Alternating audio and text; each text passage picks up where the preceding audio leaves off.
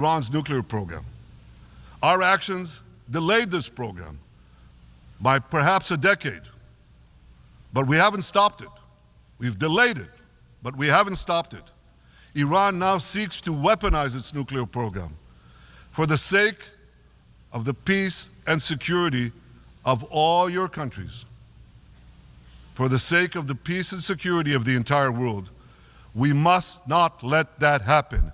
And I assure you, Israel will do everything in its power to make sure it doesn't happen.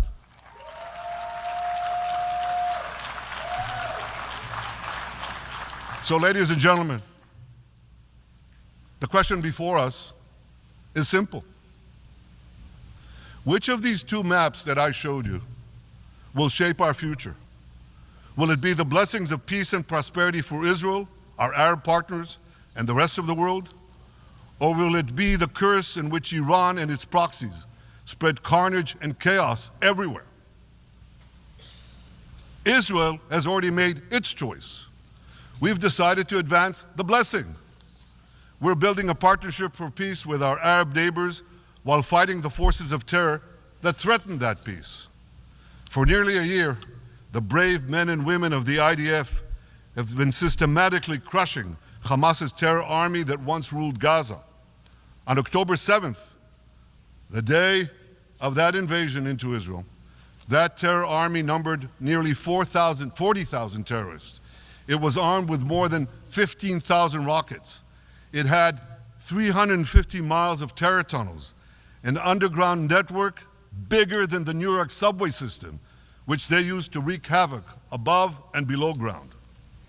A year later, the IDF has killed or captured more than half of these terrorists, destroyed over 90% of their rocket arsenal, and eliminated the key segments of their terror tunnel network. In major military operations,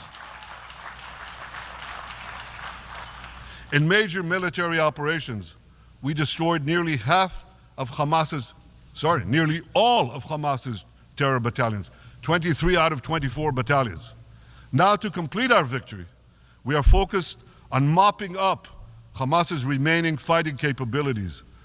We are taking out senior terrorist commanders and destroying remaining terrorist infrastructure.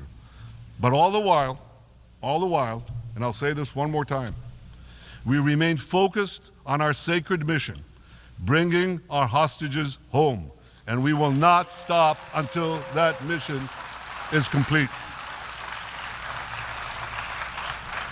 Now, ladies and gentlemen, even with Hamas's greatly diminished military capability, the terrorists still exercise some governing power in Gaza by stealing the food that we enable aid agencies to bring into Gaza. Hamas steals the food, and then they hike the prices. They feed their bellies, and then they fill their coffers with money that they extort from their own people. They sell the stolen food at exorbitant prices, and that's how they stay in power. Well, this too has to end, and we're working to bring it to an end.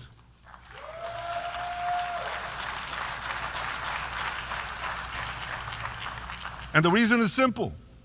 Because if Hamas stays in power, it will regroup, rearm, and attack Israel again and again and again, as it is vowed to do. So Hamas has got to go.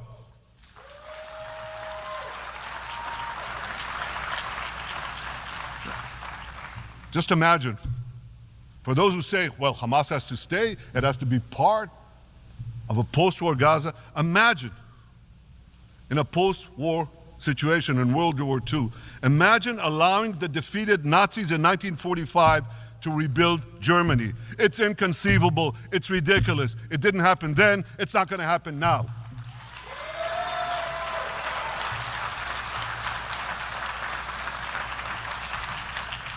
This is why Israel will reject any role for Hamas in a post-war Gaza.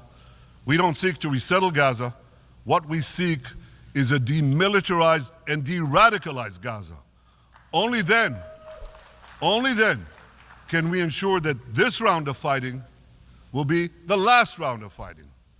We are ready to work with regional and other partners to support a local civilian administration in Gaza committed to peaceful coexistence. As for the hostages, I have a message for the Hamas captors. Let them go. Let them go. All of them. Those alive today must be returned alive, and the remains of those whom you brutally killed must be returned to their families. Those families here with us today, and others in Israel, deserve to have a resting place for their loved ones, a place where they can grieve and remember them.